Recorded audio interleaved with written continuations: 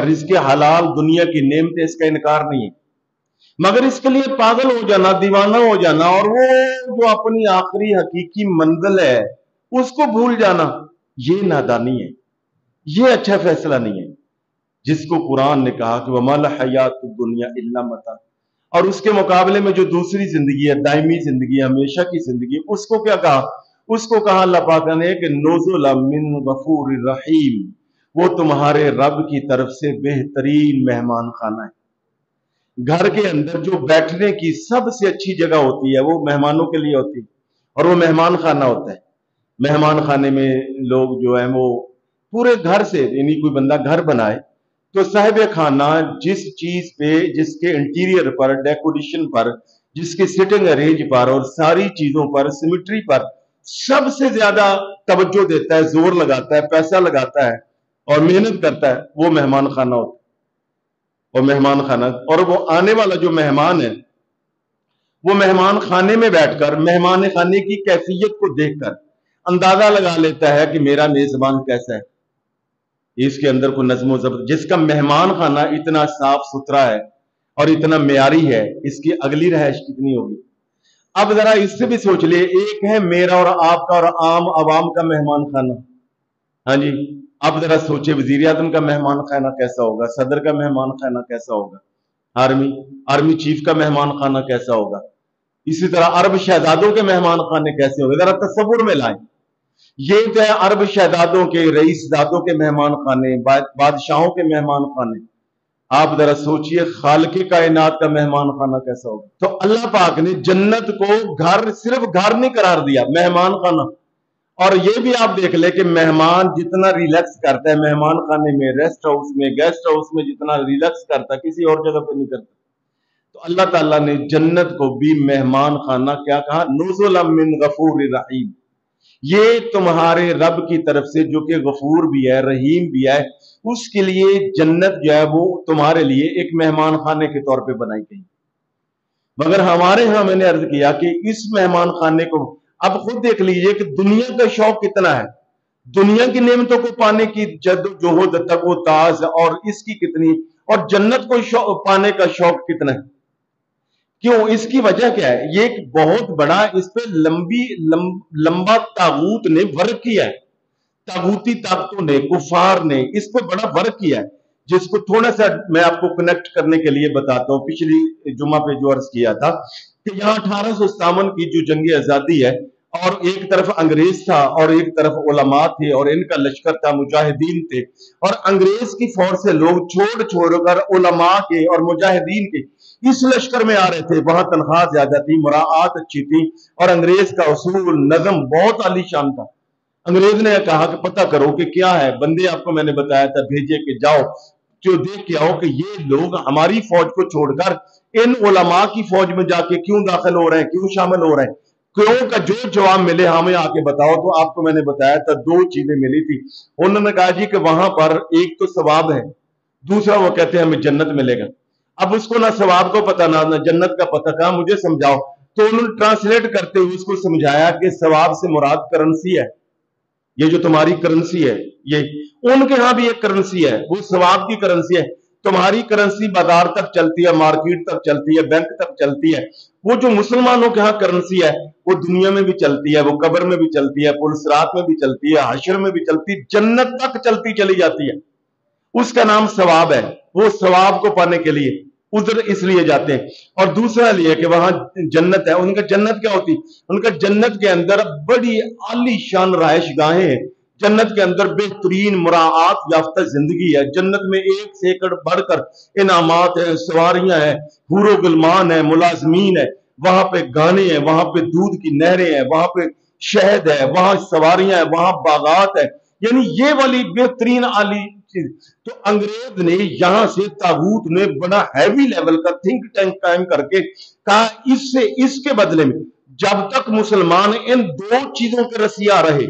جب تک مسلمانوں کے انگ کے اندر، ان کے شریر کے اندر، ان کے مزاج کے اندر ان دو چیزوں کا ذوق اور شوق تھا کہ ایک ثواب دوسرا جنت، اس کو پانا ہے، نہ انہیں کو خرید سکتا تھا، نہ انہیں کو جھکا سکتا تھا۔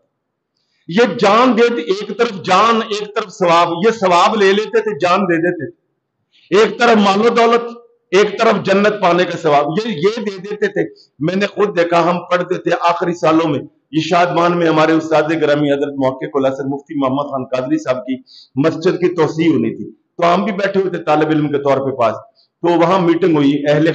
جو سرور تھے ان کو بلایا گیا کہ مسجد کی توسیع ہونی ہے۔ اس وقت غالباً 1 کروڑ روپے تخمینہ لگا، یہ کافی پرانی بات ہے، غالباً کوئی 2000 کی بات ہے، سن 2000۔ ہاں جی لکھوائیے، کسی نے کہا 10,000، کسی نے کہا 20,000۔ ایک بابا جی نے کہا میری طرف سے لکھ لیں 17 لاکھ، میرے سمیت ہر بندہ 17 لاکھ۔ اب 2000 سن میں اور آج کے 17 لاکھ کا مطلب یہ ہے 70 لاکھ، اور بیٹھے بیٹھے سنگا جی 70 لاکھ ابھی لکھ لیں، جو شام کو آ جائے گا باقی بھی میں اور بھی دوں گا۔ سب حیران ہوئے، اور تھوڑا سا حیران ہوئے تو ایک ساتھی نے باقاعدہ کہہ دیا، اجی صاحب واہ بڑی بات ہے، 17 لاکھ یعنی آج آپ 70 لاکھ۔ تو انہوں نے کہا جی ابھی مولانا صاحب نے 2 جمعے پہلے ہی بتایا کہ اگر دنیا ما فیہا، جو کچھ دنیا اور جو کچھ دنیا کے اندر ہے، یہ سارا بیچ بکا کر ایک بالشت ایک گٹھ اگر جنت مل جائے تو یہ سودا بڑا سستا ہے۔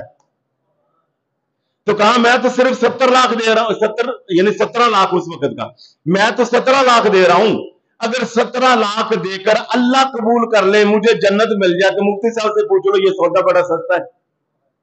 تو یہ ہے جن لوگوں کو سمجھ آ جاتی ہے۔ تو میں نے عرض کیا کہ صحابہ کو کیوں نہیں خرید سکا تھا، صحابہ کو کیوں نہیں دبا سکا تھا، نہ انہیں کچھ جان جانے کا کچھ شہادت سے ڈرا سکا، نہ مال سے نہ دولت سے۔ ہاں جی وطن چھوڑنا پڑا چھوڑ دیا، اولاد دینی پڑی دے دی، جان نشاور کرنی پڑی کر دی، کیا 2 چیزیں تھی، ثواب ملے گا جنت ملے گی۔ اب اس کے مقابلے میں طاغوت نے کیا کیا، کفار نے کیا کیا، یہود و ہنود نے کیا کیا، ایک بہت بڑی انہوں نے ایک یعنی کہہ لیں کہ غیر محسوس انداز کے ذریعے میڈیا، سوشل میڈیا، اور ایک بہت بڑی وار، ایک بہت بڑا انہوں نے کام کیا ان 2 چیزوں کے مقابلے میں کہ جس سے مسلمان کو نہ جھکایا جا سکتا ہے، نہ خریدا جا سکتا ہے، نہ ڈرایا جا سکتا ہے۔ 2 چیزیں متعارف کروائی، ثواب کے مقابلے میں کرنسی، یہ کرو گے تو یہ گریڈ ملے گا، یہ کرو گے تو یہ ملے گا، اتنا کرو گے تو یہ کرو گے، اوور ٹائم لگاؤ گے تو پھر یہ ملے گا، ہاں جی اتنا بیچو گے تو اتنا بونس ملے گا، اتنے کام کرو گے یہ بونس ملے گا، یہ پیسہ ہر جگہ پیسہ پیسہ پیسہ۔ اور دوسرا کہ جنت کو ہمارے دل و دماغ سے اور نقش اس کا مٹانے کے لیے دوسرا کیا آ گیا، پھر دنیا کی نعمتیں، ہاں جی یہ دکان ہے، یہ دفتر ہے، یہ آفس ہے، یہ گاڑی ہے، یہ فراری ہے، یہ فلاں ہے، یہ جہاز ہے، یہ ہاں جی ہاؤسنگ سوسائٹیاں، یہ والے دنیا دنیا دنیا دنیا دنیا، وہ دنیا کی نعمتیں، ہاں جی پھر اس میں برانڈ آ گیا، ہاں جی یہ برانڈ ہے وہ برانڈ ہے، ایک سے یعنی ایک چیز آپ نے خریدنی ہے، ایک پین خریدنا ہو تو آپ کو 17 قسم کے برانڈ ہے، ایک گھڑی خریدنی ہے 700 قسم کے برانڈ ہے، یعنی ایک تکیہ لینے کے لیے بھی آدھا گھنٹہ برانڈز کا آپ کو تعارف جب کروایا جائے گا تو آپ کو نماز بھول جائے گی، آپ کو جنت بھول جائے گی جو کہ بھولی پڑی ہے۔ وہ جو جنت کی نعمتیں تھی، وہ جو ثواب تھا، وہ کرنسی نے پیچھے کر دیا، وہ مراعات نے پیچھے کر دیا، اور وہ جو جنت تھی وہ دنیا کی نعمتیں۔ ہاں جی شام نگر میں رہو گے تو یہ سہولت ہے، آپ جناب علیہ آپ بحریہ ٹاؤن میں رہو گے تو یہ ہے، آپ ڈی ایچ اے میں چلو گے تو یہ ہے، یعنی یہی چکر ہے۔ عرض کیا کہ دو چیزیں تھی، اور میں آپ کو بتاؤں یہ وہ 2 چیزیں ہیں جس کے بغیر بندہ تقوی اور طہارت کے موٹر وے پہ چڑھ ہی نہیں سکتا۔ ایک ثواب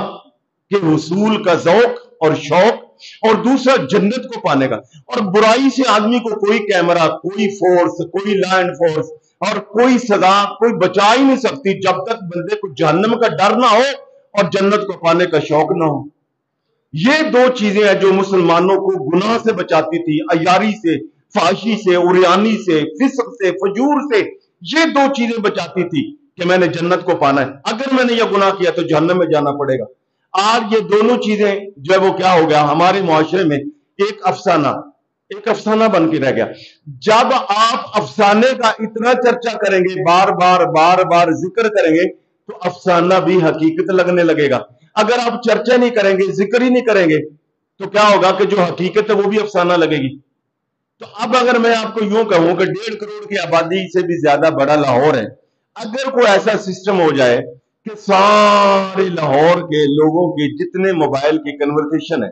یہ واٹس ایپ پہ موبائل، یہ کالز ہیں، یہ میسنجر ہے، جتنی موبائل سوشل میڈیا کی کنورسیشن ہے، لوگوں کی بات ہوتی ہے، کال میں میسج ہوتا ہے، ویڈیو پہ کال ہوتی ہے، اس سارے کو اگر جمع کیا جائے کسی ایک جگہ پر 1.5 کروڑ لوگوں کی آبادی میں سے صرف ایک ایک بندے کی کال، صرف ایک ایک منٹ کی جمع کر لیں، آپ اندازہ لگائیں کتنے لاکھ کال جو وہ جمع ہو جائے گی، کتنے کروڑ کال، ان کو سن کے دیکھ لیجئے گا،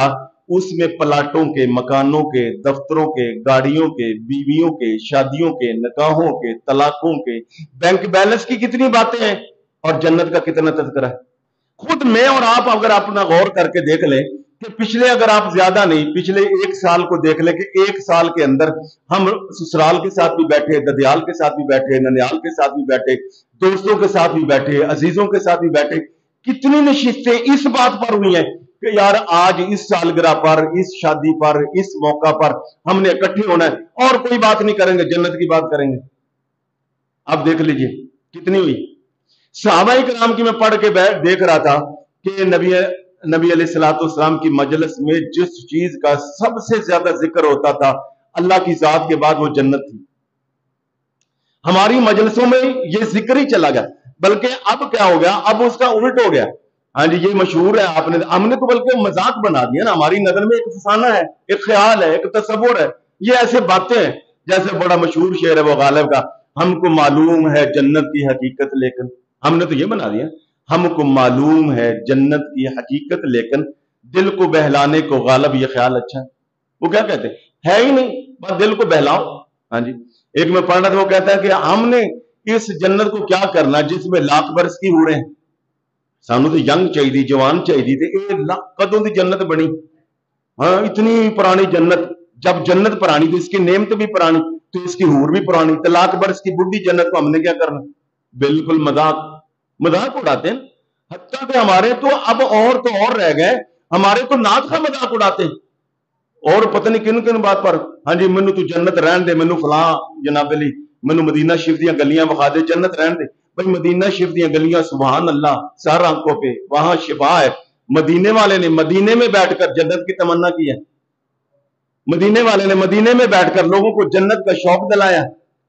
ہاں جی، تو جنت کا پانے کا شوق یہ ہمارے ہاں کم ہو گیا، کیوں کہ ہمارے ہاں اس کا چرچا کم ہو گیا، اس کا ذکر کم ہو گیا، اس کی نعمتیں، اس کی بارشیں، اس کے باغات، اس کا چرچا نہیں ہم کرتے، اور اگر ہم وہ چرچا کریں تو سبحان اللہ ہمیں بھی شوق پیدا ہو جائے گا۔ تو جنت ایک حقیقت ہے، اللہ کے رسول نے اس جنت کو، قرآن سارا بھرا ہوا ہے۔ تو میں نے عرض کیا کہ دنیا کو قرآن نے کہا وَمَا الْحَيَاةُ الدُّنْيَا إِلَّا مَتَاع، یہ دنیا ایک متاع ہے۔ بعد میں آنے والوں کے لیے پھر دوبارہ کروں تاکہ سمجھ آئے، دنیا ایک متاع ہے، متاع کا ترجمہ میں نے آپ کو بتایا، اور پھر سنیے، دنیا، قرآن کہتا ہے دنیا ایک متاع ہے، وَمَا الْحَيَاةُ الدُّنْيَا إِلَّا مَتَاع۔ متاع میں نے آپ کو بتایا کہ اس عورت کے ٹب کو کہتے ہیں جس کے اندر وہ کپڑے دھوتی ہے، کپڑے دھونے کے بعد وہ جو میلا کچیلا پانی ہے اس کو متاع کہتے ہیں۔ یہ ہے دنیا کی حقیقت، اور اس کے مقابلے میں دائمی زندگی ہے جنت، اور جنت کو اللہ پاک نے سورہ حامیم سجدہ میں غالباً فرمایا کہ نزلا من غفور رحیم، یہ تمہارے رب کا بہترین جو مہمان خانہ ہے، اور جس میں ایک سے میں نے آپ کو بتایا تھا کہ جس کی نعمتوں کا عالم یہ ہے کہ جو سب سے ادنا درجے کا آخر میں جنت میں آنے والا جنتی ہے، وہ بھی جو گلا سڑا بچارا سزا بھگت کر، پرچہ کاٹ کر، سارا کیس وہاں سے بھگتنے کے بعد جہنم سے نکلے گا کئی سالوں کے بعد، وہ جب اندر آئے گا جنت میں، اللہ پاک اس کو داخل کرے گا تو اللہ فرمائے گا تمنا کر، فَلْيَتَمَنَّ تمنا، آرزو کر، مانگ، اور وہ کہے گا مالک میرے لیے تو یہی بڑا کافی ہے کہ وہاں آگ سے نکلا ہوں، جہنم سے نکلا ہوں، جنت کا یہ سایہ مل گیا، اتنے کا۔ اللہ پاک فرمائے گا نہیں، تمہیں ہم جنت میں ایک گھر دیں گے، اتنا بڑا گھر دیں گے کہ دنیا، کائنات، دنیا نہیں کائنات سے 10 گنا بڑا۔ اور میں پڑھنا تھا ایک رپورٹ، آپ کو بھی پتا ہے یہ سورج زمین سے کتنا بڑا ہے، 13 لاکھ گنا زیادہ بڑا ہے۔ آپ یوں سمجھے کہ زمین اگر 1 کنال کی ہے نا تو سورج 13 لاکھ کنال کا ہے، اور 60 کروڑ سیارے ایسے ہیں کہ جو اس سورج اور زمین سے بھی بڑے ہیں۔ یہ کائنات سے بڑا، یعنی سٹی سے نہیں، تحصیل سے نہیں، ضلع سے نہیں، ایک ملک سے نہیں، بر اعظم نہیں، 7 بر اعظم نہیں، صرف زمین نہیں، صرف بری نہیں، خشکی نہیں، تری بھی، سمندر بھی، صرف یہی نہیں، فضا، سورج، چاند، ستارے، سیارے، مریخ، عطارد، جتنا کچھ ہے اس ساری کائنات سے 10 گنا بڑا سب سے ادنا درجے کے جنتی کو محل دیا جائے گا۔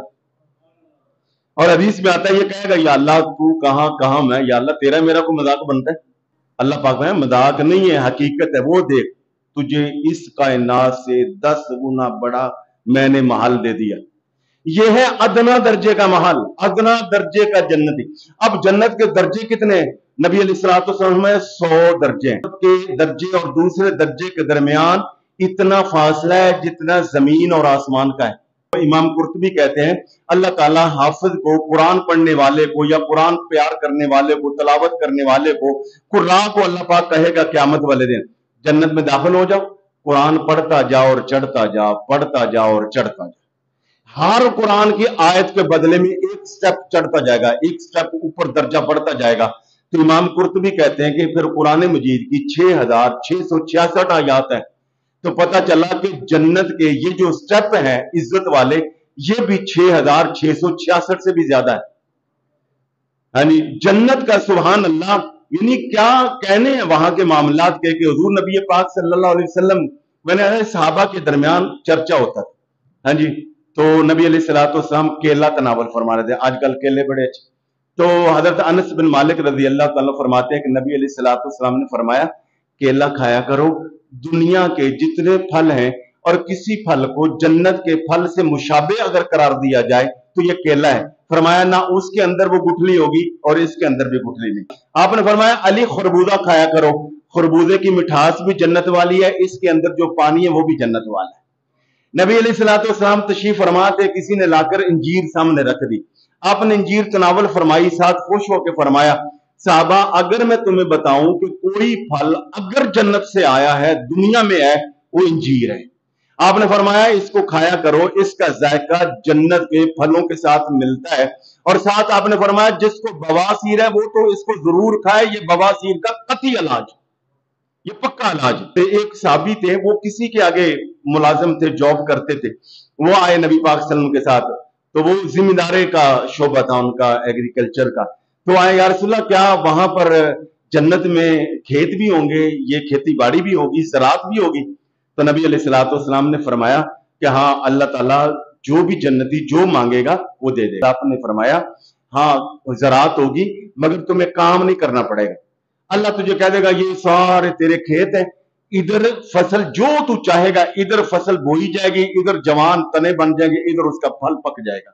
فصل پک جائے گی، ایسی ہوگی۔ نبی علیہ الصلوۃ والسلام کی مجلس میں باقاعدہ جنت کی اس طرح باتیں ہوتی تھی، اور جنت کے کیا کہنے، سبحان اللہ۔ سیاہ رنگ کے ایک صحابی آ گئے، حبشی، ہاں جی، جن کا رنگ جو ہے وہ حضرت بلال سے ملتا تھا،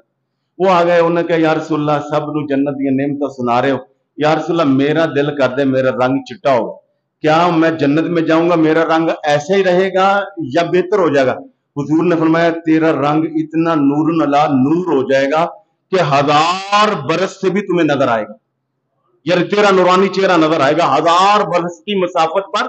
تیرا۔ نبی پاک نے فرمایا جو بھی بندہ ادھر جنت میں جائے گا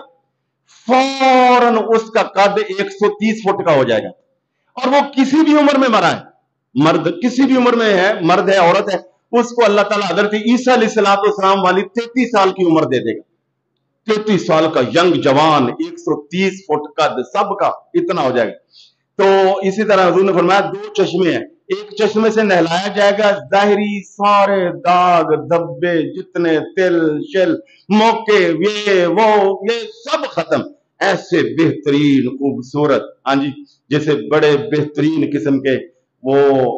یعنی مساج سینٹر سے کہہ لیں یا وہ بیوٹی پارلر سے نکلے، اور فرمایا ایک چشمہ ایسا ہے اس سے غسل دیا جائے گا، اس سے کیا ہوگا، اس سے اندر کی کثافتیں تھوڑی بہت ہی، ویسے تو جنتی کی ہوگی نہیں مگر پھر بھی تھوڑا بہت، کبھی جھوٹ بولا گیا، کوئی حسد ہو گیا یا غیبت ہوگی، لمحہ بھر کے لیے فوراً توبہ کر لی مگر ہوا تو صحیح، وہ جو اندر کی ساری کثافتیں ہیں اس چشمے سے وہ دھو کے صاف ستھرا کر کے حضور نے فرمایا اس کو نور کا لباس پہنایا جائے گا جس کی 70 تہیں ہوں گی، 70 तह। हाँ जी, आपका जी 70 तह होंगे तो चलना किवें? ते हवा का बोझ साढ़े सिर पे कितना चल रहे हैं ना। किसी को पूछना, जरा गूगल पे चेक करना, जब हम चलते हैं तो हमारे सर पे हवा का बोझ कितना होता है? कभी महसूस हुआ है? ये मनो बोझ है मेरे और आपके सर पर हवा का, कभी महसूस हुआ है? जो रब इस हवा के बोझ को महसूस नहीं होने देता, इस तरह जन्नत के जब 70 लिबास पहनेंगे वो भी महसूस नहीं होगा। दुआ है कि अल्लाह रब्बुल आलमीन मुझे और आपको जन्नत का शौक अता फरमाए, जन्नत को पाने वाले आमाल करने की तौफीक अता फरमाए।